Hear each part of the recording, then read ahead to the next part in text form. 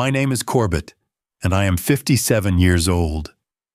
I built my furniture company from nothing but sawdust and determination in a cramped garage 32 years ago. Every splinter, every late night, every sacrifice was for my family. My wife Diane stood beside me through it all, or so I believed. My son Derek grew up watching me work, and I always dreamed he would carry on my legacy. But last Thanksgiving, when Derek stood up at our dinner table and announced what he and his mother had done behind my back, I realized I never really knew either of them. Before we begin, let me know where you are watching from today. Hit that like button and subscribe if you want to hear how I turned the worst betrayal of my life into my greatest comeback. The year was 1991, and I was 25 years old with a wedding ring that was barely 3 months old on my finger. Diane and I had gotten married in a small ceremony at her parents' backyard in Ohio. She was working as a secretary at a little insurance firm downtown, making just enough to cover our rent and groceries. I was a carpenter at Henderson & Sons Furniture, a family-owned shop, where I learned everything about working with wood, but the pay was barely enough to keep the lights on. Diane believed in me, though. She saw something in my hands that I was only beginning to understand myself. Every night after dinner, she would sit across from me at our tiny kitchen table and listen to me talk about my dream of opening my own shop someday.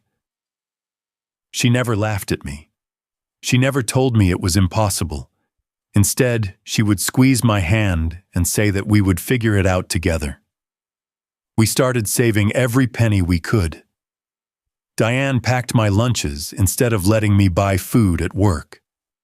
We skipped vacations and drove a car that broke down more often than it ran. After 2 years of scraping by, I had enough to rent a small space in my Uncle Raymond's garage on the outskirts of town.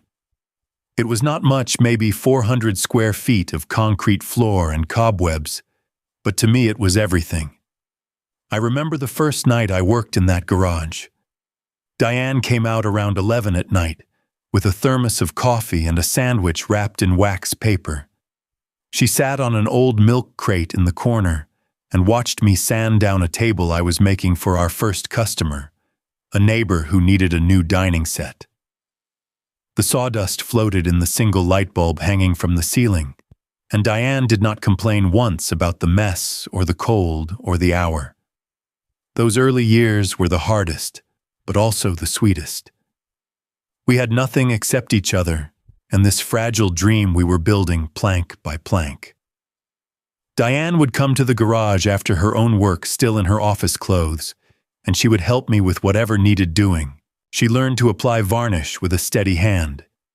She kept my books in a little notebook she bought at the dollar store. We were partners in every sense of the word. Then, in 1993, our son Derek was born. I was in the delivery room when the doctor placed him in my arms, this tiny red-faced bundle with lungs strong enough to wake the whole hospital. I looked down at him and made a silent promise. I told myself that everything I was building would be for him someday. He would never have to struggle the way I had. He would inherit a legacy. When Derek was just a few weeks old, I set up a small crib in the corner of the garage. Diane thought I was crazy at first, but I could not bear to be away from him during those long hours of work. So Derek slept to the rhythm of my saw and the smell of fresh cut oak. Sometimes I would stop mid-cut just to watch his little chest rise and fall, and I would feel this overwhelming sense of purpose filling my heart. The business grew slowly but steadily. Word spread that Corbett made quality furniture that lasted a lifetime. By 1998, I had saved enough to rent a proper workshop space. I called it Hartley Furniture, using my family name that had been passed down for generations. It felt right to honor my father and grandfather that way, even though they had both passed before they could see what I was building. I hired my first 3 employees that year. There was Frank Morrison, a quiet man with hands like leather who had been laid off from the textile mill. There was young Tommy Reeves, barely out of high school, but eager to learn. And there was Martha Chen, who handled the office work and the phones with the efficiency of someone twice her experience. We were a small team, but we were a family. Diane stopped working at the insurance company around this time. Derek was 5 years old and starting kindergarten, and she wanted to be home for him. I understood. I was grateful, in fact. I told her that I would work twice as hard, so she would never have to worry about money again. And I kept that promise. By 2005, Hartley Furniture had grown beyond anything I had imagined in that cramped garage. We had 20 employees and a workshop that covered nearly 15,000 square feet. We were making custom pieces for restaurants, hotels, and wealthy families all across the state. Our annual revenue hit $1 million, then $2 million, then kept climbing. Derek was 12 years old then, and I started bringing him to the workshop on weekends. I wanted him to understand where our comfortable life came from. I showed him how to select the right wood for different projects, how to read the grain, how to respect the material. He seemed interested, or at least he pretended to be for my sake. I was too busy to notice the difference. By 2010, Hartley Furniture had contracts with 3 major hotel chains. We were supplying custom lobby furniture, bedroom sets, and conference tables to properties across the Midwest and beyond. Our annual revenue reached $4 million, and we had to move to an even larger facility. I hired a proper accounting firm. I brought in a sales team. The little garage dream had become a real company. Through all of this, I never forgot where I came from. I still worked with my hands whenever I could.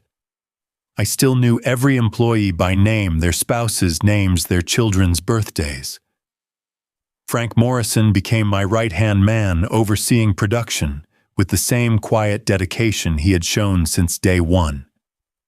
The company was my second family, and I treated it that way. Derek graduated from high school in 2011 and went off to college at a state university. He chose to study business administration, and I was proud. I thought he was preparing himself to take over the company someday. I paid for his tuition, his apartment, his car, everything. Diane and I wanted him to focus on his studies without worrying about money. He graduated in 2015 and took a job at a consulting firm in the city. I was disappointed that he did not come straight to Hartley, but I told myself he needed to get some outside experience first. He would come home eventually. The company would be waiting for him. And in 2018, Derek finally did come home.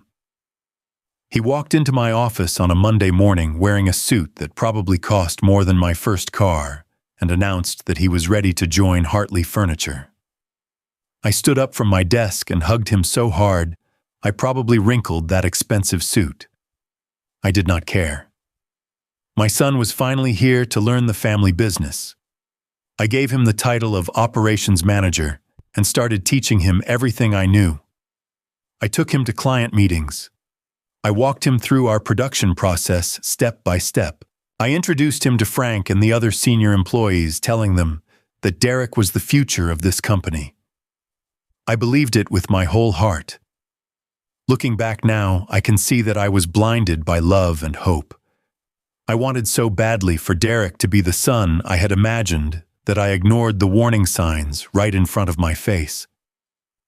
The changes started small, so small, that I almost did not notice them at first. It was around 2021 when Diane began acting differently around me. She started taking phone calls in another room and closing the door behind her. When I asked who she was talking to, she would wave her hand dismissively and say it was just her sister or one of her friends from book club. Then she started visiting a lawyer named Gregory Stanton more frequently than seemed normal. She told me it was about updating our wills and setting up a trust for Derek.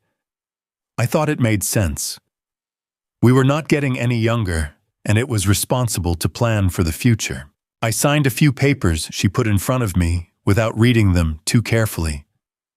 Why would I question my wife of nearly 30 years? One evening, Diane sat me down at the kitchen table with a cup of coffee and asked me to explain how the company ownership was structured. I told her what she already knew. Hartley Furniture was a privately held corporation, and I was the sole owner of 100% of the shares. As my spouse, she had rights to half of our marital assets under state law, but the company itself was in my name alone. She nodded, and then suggested something that caught me off guard.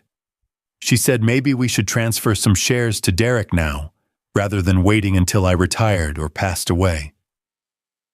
She said it would make the transition smoother and give Derek more authority at the company. I considered it for a moment, but something made me hesitate. I told her I would think about it and that we could discuss it when I was closer to retirement. Diane did not push the issue that night. She just smiled and cleared away the coffee cups. But I noticed something flicker across her face just for a second that I could not quite identify. Was it frustration, disappointment? I told myself I was imagining things. Meanwhile, Derek was changing too.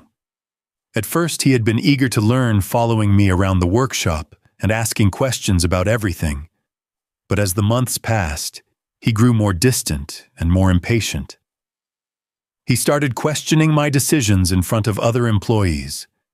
He brought in outside consultants without telling me and presented their recommendations as if they were orders rather than suggestions. I remember one meeting in particular. We were discussing a new contract with a hotel chain, and Derek interrupted me mid-sentence to say that my approach was outdated. He said the industry had changed and that we needed to modernize if we wanted to survive. The way he said it, with this condescending tone, like he was explaining something obvious to a child, made my face burn with embarrassment. I did not say anything in that meeting. I did not want to undermine him in front of the staff. But later in my office, I asked him to show me more respect when we were in front of employees. Derek rolled his eyes and said I was being too sensitive. He said if I could not handle criticism, maybe I should think about stepping back and letting him run things. I was stunned. This was my son, the baby I had watched sleep in a crib surrounded by sawdust, telling me to step aside from the company I had built with my own two hands. I wanted to be angry, but all I felt was a deep, aching sadness. I told myself he was just young and ambitious.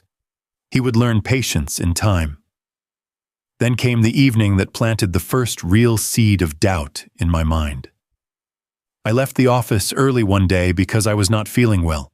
When I pulled into our driveway, I saw Derek's car already parked there, which was unusual since he was supposed to be at the workshop until 6.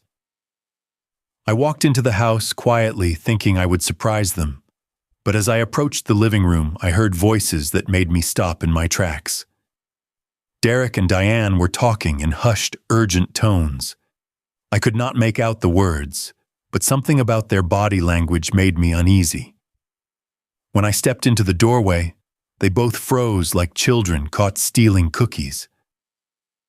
Diane recovered first, putting on a bright smile and saying they were planning a surprise birthday party for me.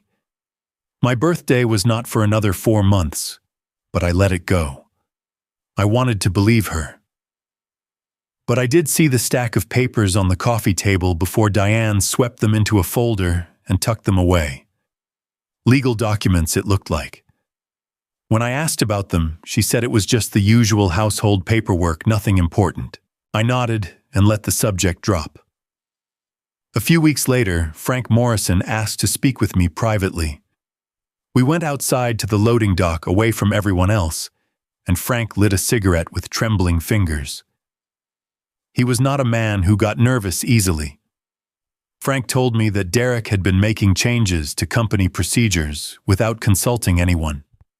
He was renegotiating contracts with suppliers at different terms. He was having private phone calls that he always took outside or in his car. And Frank had overheard part of one conversation where Derek mentioned something about restructuring ownership. I thanked Frank for his loyalty and told him I would look into it. But inside, I made excuses for my son. I told myself Derek was just eager to prove himself. He was young and ambitious, and sometimes young people overstepped. I would talk to him and everything would be fine. Frank looked at me with eyes that had seen 30 years of hard work and hard truths. He said something I will never forget. He said that sometimes we are so busy looking at the people we love that we forget to see who they really are. He told me to be careful, that sometimes the knife comes from the hand you least expect. I thanked him again and went back inside. But I did not follow his advice. I trusted my wife and my son. I had given them everything, and I could not imagine they would ever betray me. That was my first mistake. The letter arrived on a Tuesday morning in October of 2023. It was a standard business envelope from First National Bank addressed to me at the company. I almost threw it in the pile of junk mail, but something made me open it instead. The words on that page rearranged my entire understanding of reality. The letter was a notification that the authorized signatory for Hartley Furniture's corporate accounts had been updated. According to their records, there had been a change in the company's ownership structure, and they needed me to confirm my current role. I read the letter 3 times before calling the bank. The customer service representative was polite but unhelpful. She said I would need to come in person with identification to discuss any account changes. She could not give me details over the phone. That night I did not sleep at all. I lay in bed next to Diane listening to her breathe, and I felt like I was lying next to a stranger. I did not wake her. I did not say a word. I just stared at the ceiling and tried to make sense of what was happening. The next morning, I drove to the bank before it even opened. I was the first person through the doors when they unlocked them at 9. A manager named Patricia Holden took me to her office and pulled up the company records on her computer. What she showed me made my stomach drop through the floor. According to the documents on file, 51% of Hartley Furniture's shares had been transferred to Derek Hartley in April of that year. The transfer had been processed 6 months ago. The paperwork included my signature on every page. I told Patricia there had to be a mistake. I never signed any transfer documents. I never agreed to give up majority control of my own company. But there it was on the screen, my signature in blue ink, looking exactly like my handwriting. Patricia printed out copies of everything and handed them to me in a manila folder. She suggested I contact a lawyer if I believed there had been fraud. Her voice was kind, but careful, the voice of someone who has seen family disputes before and knows better than to take sides. I sat in my car in the bank parking lot for almost an hour just staring at those papers. My hands were shaking so badly I could barely hold them. My heart was pounding like it was trying to break through my ribs and escape. Then slowly, painfully, the pieces started falling into place. April. What happened in April, I thought back trying to remember. Diane had given me a stack of documents to sign. She said they were insurance renewals and some routine corporate paperwork. I was in the middle of a big project working 16-hour days to meet a deadline. I trusted her completely. I signed where she pointed without reading every page. That was how they did it. They waited until I was distracted and exhausted, and they slipped the transfer documents in with legitimate paperwork. My own wife forged my consent by hiding the truth in plain sight. I called my lawyer, Harold Green, and drove straight to his office. Harold had handled my legal work for 15 years. He was a good man, careful and honest. When I showed him the documents, his face went pale. He spent 2 hours reviewing everything and making phone calls. When he finally sat down across from me, his expression was grim. The transfer was legally valid, he said. The signatures matched. The notarization was proper. Technically, there was nothing illegal about what had been done. But Harold continued, If I could prove that I signed those documents without knowing their true contents, if I could prove I was deceived, then I might have grounds for a lawsuit. It would be expensive and time-consuming. It would drag my family through public court proceedings, and there was no guarantee I would win. I asked him what he recommended. Harold took off his glasses and rubbed his eyes. He said the choice was mine. Did I want to sue my wife and son? Did I want to air all of this in front of judges and lawyers and reporters? I told him I needed time to think. He nodded and told me to keep everything confidential for now. If Diane and Derek knew I had discovered the transfer, they might take steps to protect themselves. Better to let them think they had gotten away with it while I figured out my next move. I drove home in a daze. When I walked through the front door, Diane was in the kitchen making dinner. She smiled at me and asked how my day was. She asked if I wanted chicken or fish for dinner. She was so casual, so normal, as if she had not stolen my life's work out from under me. I looked at her face, this woman I had loved for over 30 years, and I searched for some sign of guilt or shame. There was nothing. Either she was the greatest actress I had ever seen, or she genuinely believed she had done nothing wrong. I mumbled something about being tired and went upstairs to our bedroom. I closed the door and sat on the edge of the bed in darkness. On the wall across from me hung our wedding photo, two young people smiling at the camera with their whole lives ahead of them. I had trusted that woman with everything. My heart, my dreams, my future. The tears came without warning. I sat there crying silently, my shoulders shaking, while downstairs my wife hummed a cheerful song and prepared dinner as if nothing had changed. Because for her, nothing had changed. She had gotten exactly what she wanted. But I was not the same man who walked out the door that morning. Something inside me had shattered, and something new was beginning to grow in its place. Not hatred, not yet, but a cold, clear determination that I had never felt before. They thought they had beaten me. They thought the old man was too trusting and too slow to ever figure out what they had done. They were wrong. For 3 days after discovering the truth, I walked through my life like a ghost. I went to work and smiled at employees. I came home and ate dinner across the table from Diane. I watched Derek strut around the office like he already owned the place, which I now knew he technically did. But beneath that calm surface, my mind was working overtime. I thought about my father, a steel worker who spent 40 years in the mills and taught me that a man's worth is measured by how he handles adversity. I thought about the years I spent building Hartley furniture from nothing, the sacrifices I made, the dreams I poured into every piece of wood. On the 4th morning, I woke up before dawn with a clarity I had not felt in years. I was not going to sue my wife and son. I was not going to beg them to return what they had stolen. I was going to beat them at their own game. The first step was gathering evidence.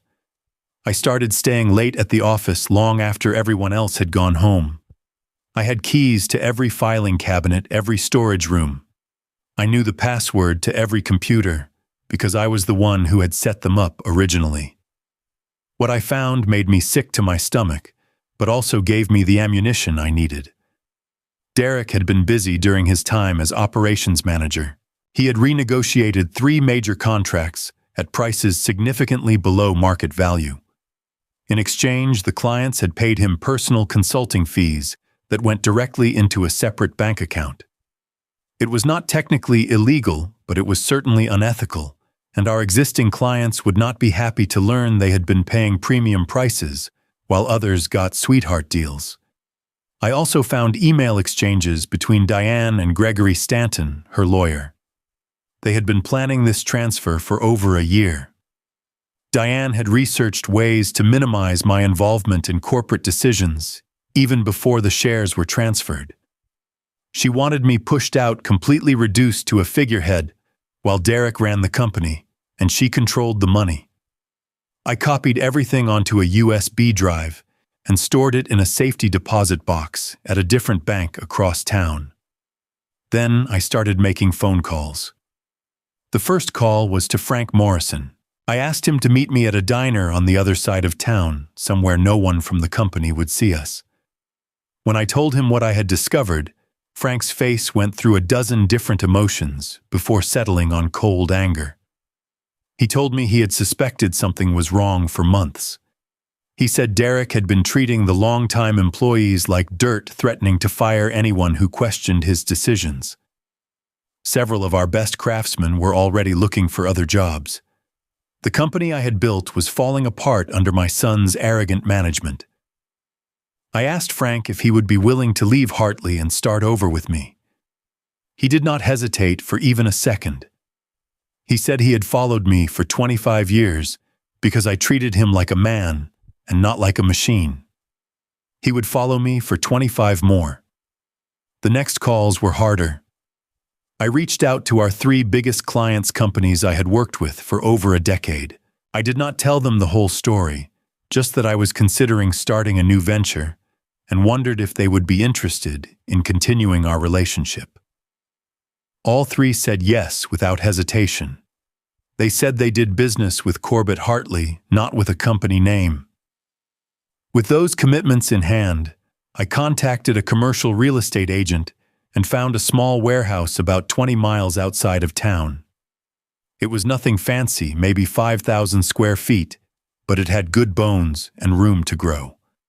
I signed a lease using savings from an account Diane did not know about, money I had been putting aside for retirement emergencies. I hired a lawyer in the city, someone Diane and Gregory Stanton would not know, to help me incorporate a new company. I called it Corbett Craftworks, putting my first name front and center this time. There would be no confusion about who built this company and who it belonged to. Frank quietly recruited 5 of our best craftsmen from Hartley. He approached them one by one outside of work and asked if they wanted to be part of something new. Every single one said yes. They were all tired of Derek's management style and the disrespect that came with it. We set everything up in secret over the course of 2 months. I rented equipment, purchased materials, established relationships with suppliers. I did all of this while still showing up at Hartley every day, playing the role of the naive father who did not know what was happening under his own roof. It was the hardest performance of my life. Every time Derek smirked at me across the conference table, every time Diane asked innocent questions about the company's finances, I wanted to scream the truth in their faces. But I held my tongue. I waited. Thanksgiving was coming, and I had a feeling that Derek and Diane were planning something special for that occasion. They had been whispering more than usual, exchanging glances when they thought I was not looking. They wanted to make their victory public. They wanted to humiliate me in front of the whole family. They did not know that I had plans of my own. The morning of Thanksgiving dawned cold and gray. I stood at our bedroom window and watched frost patterns form on the glass, while Diane slept peacefully behind me. In a few hours, our home would be filled with family members expecting a warm celebration. Instead, they were going to witness the explosion of everything we had built together. I had barely slept the night before. My mind kept running through every possible scenario, every word I wanted to say, every reaction I might face. I had rehearsed my speech 100 times in the mirror, but now that the moment was approaching, I felt strangely calm, like a soldier before battle who has accepted whatever outcome awaits. Diane woke up around 8 and immediately started bustling around the kitchen. She was making her famous turkey, the same recipe she had used for 30 years. The irony was not lost on me. Here she was preparing a meal that symbolized family and gratitude while planning to steal the final scraps of my dignity in front of everyone I loved. Derek arrived around noon with his wife Amanda and their 2 children, a boy of 6 and a girl of 4. Amanda was a quiet woman who seemed perpetually uncomfortable around my son. I had always wondered if she knew what kind of man she had married. Today, I suspected she would find out. My sister Linda came next, driving up from Columbus with a pumpkin pie and her usual cheerful energy. Linda had always been protective of me, even though I was the older sibling. She sensed something was wrong the moment she walked through the door. She pulled me aside in the hallway and asked if everything was okay. I told her to trust me and to just watch what happened. Her eyes went wide, but she nodded and squeezed my hand. She knew me well enough to know I did not make cryptic statements without good reason. The other relatives arrived over the next hour. There was my cousin Margaret and her husband Bill, Diane's brother Ronald, and his wife, and a few others who had been coming to our Thanksgiving for decades. The house filled with the sounds of conversation and laughter, the smells of roasting turkey and baked bread. We gathered around the dining room table just after 3 in the afternoon. The table itself was one I had built 20 years ago, solid walnut with hand-carved edges. Every piece of furniture in that room had come from my workshop.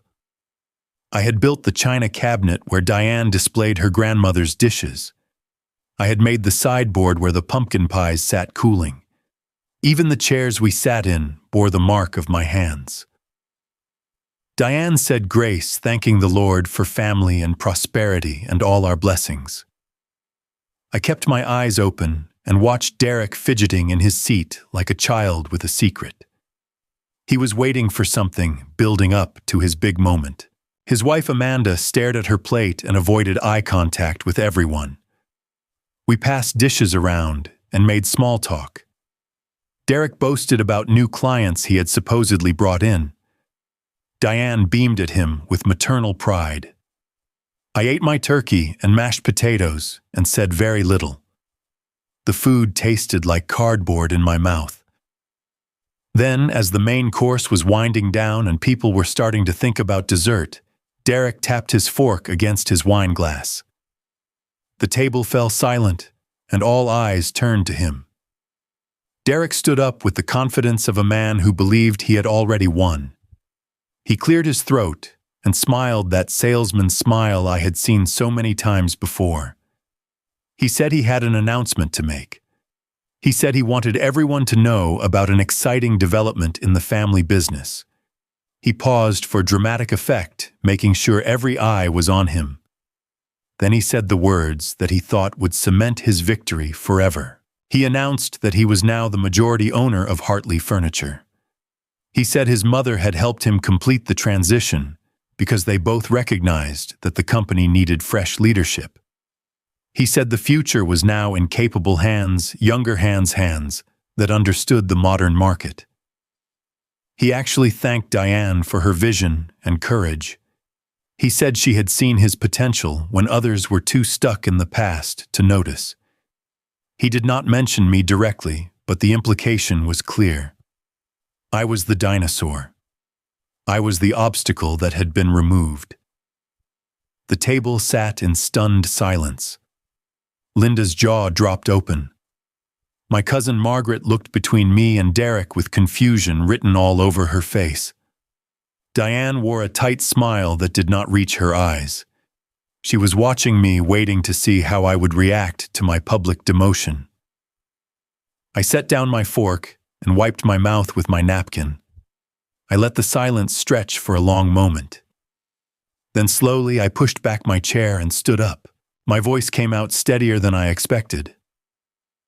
I said that Derek had left out some important details from his announcement. I said that the transfer he was so proud of had been accomplished through deception. I explained how documents had been hidden among routine paperwork, how my signature had been obtained without my knowledge of what I was signing. I reached into my jacket pocket and pulled out a manila folder that I had kept hidden all through dinner. I placed it on the table and opened it to reveal copies of the emails between Diane and her lawyer, the evidence of Derek's kickback scheme with the underpriced contracts, the whole rotten conspiracy laid out in black and white. I looked at my son and said that he had inherited more than a company. He had inherited the relationships I spent 32 years building. But those relationships belonged to me, not to a piece of paper filed in some courthouse. I told the table that I had started a new company, Corbett Craftworks. Our 3 largest clients had already signed contracts with me. 6 of the most skilled craftsmen at Hartley had resigned to join my team. We had a workshop equipment and more orders than we could handle. Derek's face went from confusion to shock to pale terror in the span of about 10 seconds. Diane stood up so fast, her chair almost fell over. She started trying to say something, but no coherent words came out. I looked at her, this woman I had loved since I was a young man, and I felt the last threads of that love finally snap. I said that we had been married for 32 years, and that I had given her everything I had. I said this was how she chose to repay me. I took off my wedding ring and placed it on the table next to the folder of evidence. The gold clinked softly against the walnut surface. I said I would be filing for divorce on Monday morning. Then I turned to my sister Linda and asked if she would drive me to my new apartment. I had rented a place near the new workshop 2 weeks ago and moved most of my essential belongings there already. She nodded and stood up without hesitation. I walked toward the door. Behind me, I could hear Derek calling my name, his voice cracking. I could hear Diane sobbing. I could hear the confused murmurs of relatives trying to process what had just happened. I did not look back. I stepped out into the cold November air and took the deepest breath I had taken in months. The weight of deception was lifting from my shoulders with every step I took away from that house. Linda caught up with me at her car. She hugged me tight and said she was proud of me. She said she had never liked Diane anyway, which made me laugh despite everything. We got in the car and drove away from 32 years of my life. The rearview mirror showed the house getting smaller and smaller until it disappeared entirely. I did not feel sad. I felt free. The months that followed Thanksgiving were a strange mixture of devastation and renewal. For Hartley Furniture, it was a slow-motion collapse that I watched from a distance with more sadness than satisfaction. Without the 3 major clients I had taken with me, Derek lost roughly 60% of the company's revenue overnight. He scrambled to find replacement contracts, but word travels fast in our industry. People started hearing about the kickback scheme, about the underhanded way he had taken control, about the employees who had walked out rather than work for him. Frank kept me updated through his contacts who still worked at Hartley. The atmosphere there had become toxic. Derek blamed everyone but himself for the company's problems. He fired people at random, accused longtime employees of disloyalty, and made increasingly desperate decisions that only accelerated the decline. By February, Derek had to sell the main warehouse to cover operating costs. By April, he had laid off more than half the staff. By June, Hartley Furniture filed for bankruptcy and closed its doors forever. The company I had built over 3 decades was gone in less than a year. I wish I could say I felt nothing but justice watching this happen. But the truth is more complicated. I felt vindicated, yes. I felt proven right. But I also felt grief for the employees who lost their jobs, the customers who lost a trusted supplier, the legacy that had been squandered by greed and arrogance. Derek's personal life crumbled alongside the business. Amanda finally discovered the full extent of his deceptions, not just what he had done to me, but other lies he had told throughout their marriage. She filed for divorce in March and fought hard for primary custody of their children.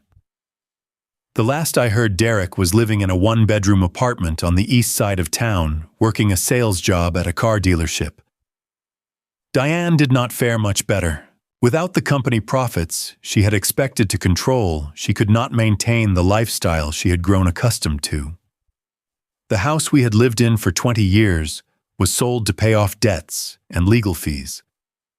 She moved in with her brother Ronald, the same brother who had attended that Thanksgiving dinner and witnessed her humiliation. She tried to contact me several times in those early months. She sent letters apologizing for her actions, claiming she had been manipulated by Derek, insisting she had never meant to hurt me.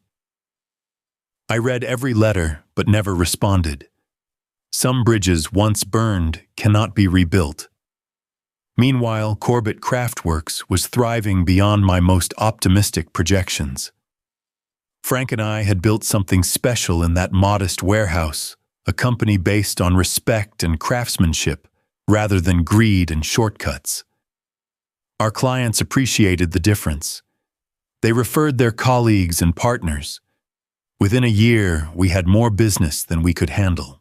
I promoted Frank to full partner, giving him 25% ownership of the company. He had earned it through decades of loyalty and hard work.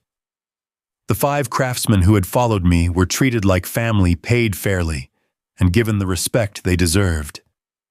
We were not just building furniture. We were building a culture. Linda told me that I looked younger than I had in years. She said there was a lightness in my step that she had not seen since before I got married. I think she was right. The stress of maintaining a facade of pretending everything was fine when it was rotting from within had aged me more than the years themselves. I started doing things I had neglected for decades. I went fishing on weekends, something my father and I used to do when I was a boy. I joined a woodworking club where retired craftsmen gathered to share techniques and stories. I even started dating again, though I was in no rush to find another serious relationship. I was learning to enjoy my own company for the first time in my adult life. The anger faded, slowly replaced by something that felt like acceptance. I could not change what Diane and Derek had done. I could only control how I responded.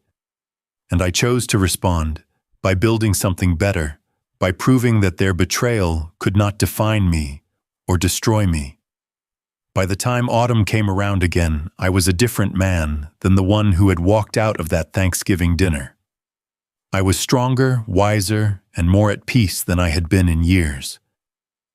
It was a Thursday afternoon, almost exactly a year after that fateful Thanksgiving, when Derek appeared at the door of Corbett Craftworks. I was in the back, reviewing designs with Frank, when one of the younger workers came to tell me I had a visitor. I walked to the front and saw my son standing just inside the entrance. He looked nothing like the confident young executive who had stood up at our dining table to announce his triumph. His clothes were wrinkled and hung loose on a frame that had lost at least 20 pounds. His eyes had dark circles beneath them, and his shoulders slumped with a weight that seemed almost physical. For a long moment, neither of us spoke. The sounds of the workshop continued behind me, saws and sanders and the steady rhythm of creation. Life went on indifferent to the drama playing out by the front door. Derek spoke first. His voice was hoarse, as if he had not used it much lately. He said he was not there to ask for anything. He was not looking for a job or money or a second chance. He just wanted to say that he was sorry. He said he had been arrogant and foolish. He said he had let his mother convince him that he deserved what I had built, that I was somehow holding him back from his true potential. He said he had been so focused on proving himself that he forgot everything I had taught him about honesty and hard work. He said losing the company was painful, but losing his family was worse. His wife, his children, his father, all gone because he could not see past his own ambition. He said he woke up every day now with regret so heavy it felt like stones in his chest. He did not cry as he spoke, but his voice trembled at the edges. He was not the same person who had smirked at me across conference tables. He was a broken man who had finally seen the truth of what he had become. When he finished, I stood there in silence for what felt like a long time. I thought about all the years I had invested in this boy, all the hopes I had placed on his shoulders, all the love I had given without reservation. I thought about the betrayal and the pain and the long, lonely nights when I wondered what I had done to deserve such treatment. Then I thought about my father and the lessons he taught me. A man is not defined by his mistakes, he used to say. A man is defined by what he does after he makes them. I told Derek that I could not forgive him today. The wounds were still too fresh, the trust too completely destroyed.